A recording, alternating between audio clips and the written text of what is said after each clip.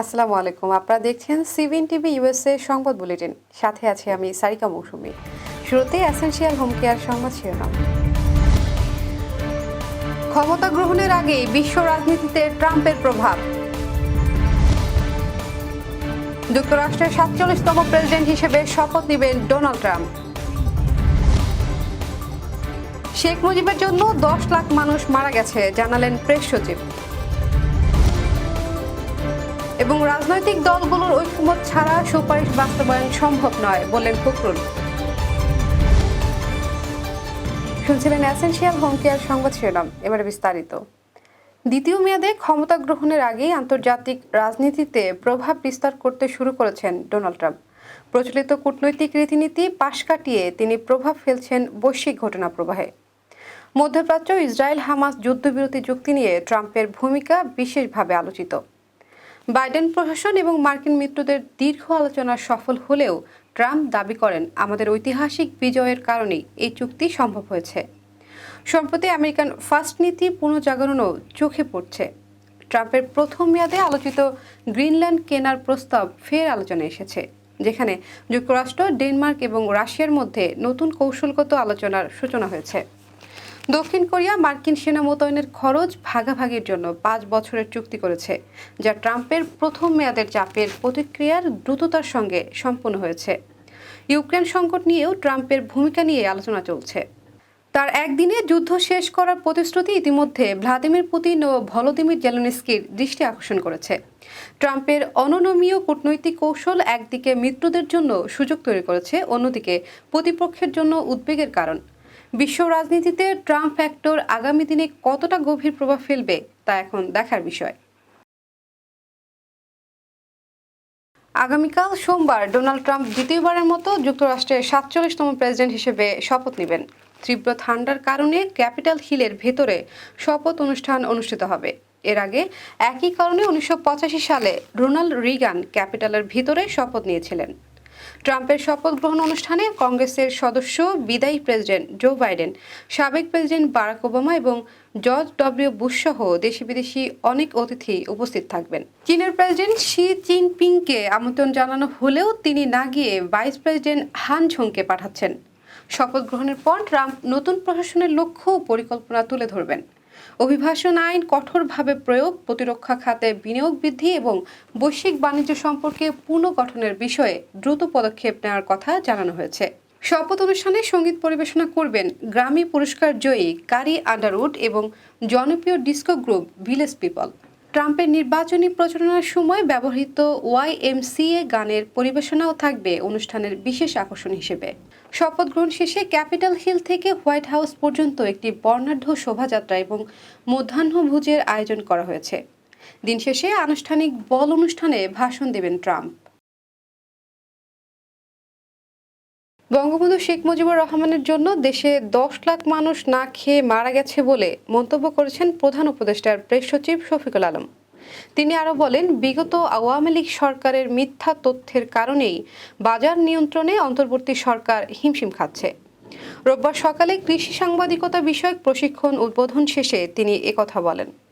Press সচিব বলেন, আওয়ামী লীগ সরকার এতদিন দেশবাসীকে মিথ্যা তথ্য দিয়েছে, বলেছে বছরের পর বছর উৎপাদন বেড়েছে, কিন্তু ঘটনা উল্টো। এ কারণেই অন্তর্বর্তী সরকার বাজার নিয়ন্ত্রণে হিমশিম খাচ্ছে। তিনি বলেন, আলুর উৎপাদন কম হওয়ায় দাম বেড়েছে, যদিও বিগত সরকার আলুর বাম্পার দেখিয়েছে। শফিকুল আলম বলেন, শেখ মুজিবুর রহমান জুট চুক্তি আত্মঘাতী সিদ্ধান্ত ছিল। এর ফলাফল ১৯৭৪ সালে ১০ লাখ মানুষ না খেয়ে মারা গেছে। প্রেস সচিব আরও বলেন, ২০২৫ সালে বাজেট জনবান্ধব হবে। যৌক্তিকতা বিবেচনা করেই সরকারি চাকরিজীবীদের মহার্ঘ ভাতা দেওয়ার সিদ্ধান্ত নিয়েছে অন্তর্বর্তী সরকার। নির্বাচন ও সংস্কার ইস্যুতে প্রেস সচিব বলেন, রাজনৈতিক দলগুলোর সঙ্গে আলোচনা করেই সংস্কার কমিশনের রিপোর্ট চূড়ান্ত করা হবে। সেই সঙ্গে সরকার কী পরিমাণ সংস্কার চায় তার উপর ভিত্তি করে নির্বাচনের তারিখ নির্ধারণ হবে। আওয়ামী লীগকে নিষিদ্ধ করার প্রসঙ্গে শফিকুল আলম বলেন, আওয়ামী লীগের মধ্যে যাদের হাতে রক্ত আছে তাদের সবার বিচার হবে। দলটির নেতাদের মধ্যে এখনো কোনো অনুশোচনা নেই। আওয়ামী লীগকে নিষিদ্ধ করার পরিকল্পনা এই সরকারের নেই। তাদের নিষেধের ব্যাপারে সিদ্ধান্ত নেবে রাজনৈতিক দলগুলো। রাজনৈতিক দলগুলোর ঐকমত্য ছাড়া সুপারিশ বাস্তবায়ন করা সম্ভব নয় বলে মন্তব্য করেছে বিএনপি মহাসচিব মির্জা ফখরুল ইসলাম আলমগীর। রোববার শহীদ রাষ্ট্রপতি জিয়া রহমানের 89তম জন্মবার্ষিকী উপলক্ষে রাজধানীর শেরেবাংলা নগরে তার সমাধিতে শ্রদ্ধা নিবেদন শেষে তিনি মন্তব্য করেন, সংস্কার ও নির্বাচনের মধ্যে কোনো বিরোধ নেই, দুটো একসঙ্গে চলতে পারে বলে মন্তব্য করে বিএনপির মহাসচিব বলেন, রাজনৈতিক দলগুলোর সঙ্গে আলোচনা করে সংস্কার কমিশনের রিপোর্ট চূড়ান্ত করতে হবে। নির্বাচনের মধ্যে দিয়েই জনগণের কাছে যাওয়া সম্ভব, জন আকাঙ্ক্ষা পূরণ করা সম্ভব। ত্রয়োদশ জাতীয় সংসদ নির্বাচনের ঘোষণা তাড়াতাড়ি হওয়া উচিত উল্লেখ করে বিএনপির মহাসচিব বলেন, 6 মাসের মধ্যে সব সমস্যার সমাধান করে ফেলা অসম্ভব। এজন্য নির্বাচনের ঘোষণাটা তাড়াতাড়ি দরকার। বিগত 16 বছর দেশে সংসদীয় গণতন্ত্রের চেষ্টা হয়নি, আবার চেষ্টাটা চালু করতে হবে। মির্জা ফখরুল ইসলাম আলমগীর বলেন, 4 সংস্কার কমিশন যেসব সুপারিশ দিয়েছে তা বাস্তবায়নে রাজনৈতিক দলগুলোর ঐক্যমত প্রয়োজন।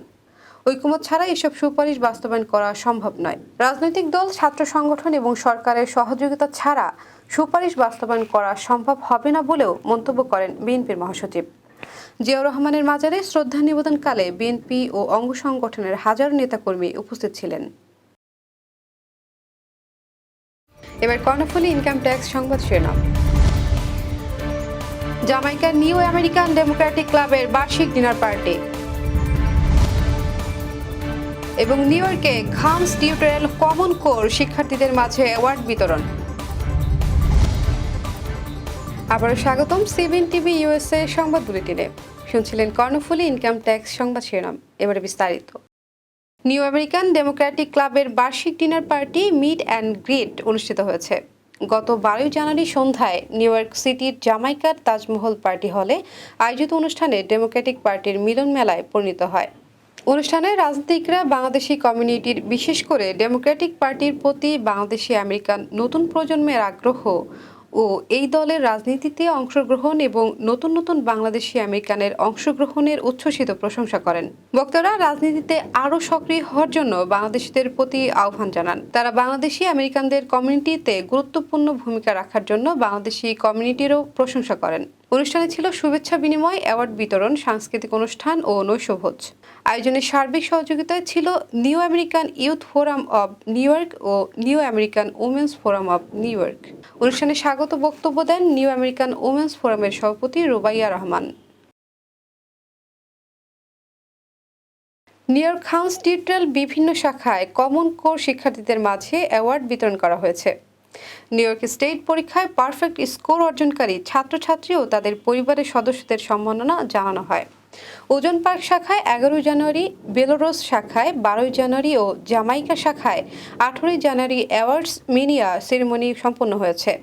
এছাড়া ব্রকলিন শাখায় 19 জানুয়ারি, জ্যাকসন হাইটস শাখায় 25 জানুয়ারি, হিলসাইড পার্সন্স শাখায় 26 জানুয়ারি ও ব্রঞ্জ শাখায় 1 ফেব্রুয়ারি সম্পন্ন হবে। অনুষ্ঠানে খামস টিউটোরিয়ালের চেয়ারপারসন নাইমা খান বলেন, অ্যাওয়ার্ডস মিনিয়া সেরেমনির মাধ্যমে ছাত্রদের অসাধারণ সাফল্য দেখার পর আমার হৃদয় অভিভূত। এটি আমাদের শিক্ষকদের নিষ্ঠা, পরিবারের প্রচেষ্টা ও ছাত্রদের কঠোর পরিশ্রমের প্রমাণ। খামস টিউটোরিয়ালের প্রেসিডেন্ট ইভান খান বলেন, নিউ ইয়র্ক স্টেট পরীক্ষায় ডাবল 4 অর্জন করা একটি বড় ধরনের সফলতা, যা আমাদের ছাত্রদের কঠোর পরিশ্রম ও আমাদের শিক্ষার পদ্ধতির প্রতিফলন। এই উদযাপন শুধু আনুষ্ঠানিকতা নয়, এটি ছাত্রছাত্রীদের শিক্ষার নিজস্ব প্রচেষ্টা এবং আমাদের শিক্ষা পদ্ধতি ও প্রতিশ্রুতির একটি বড় প্রমাণ।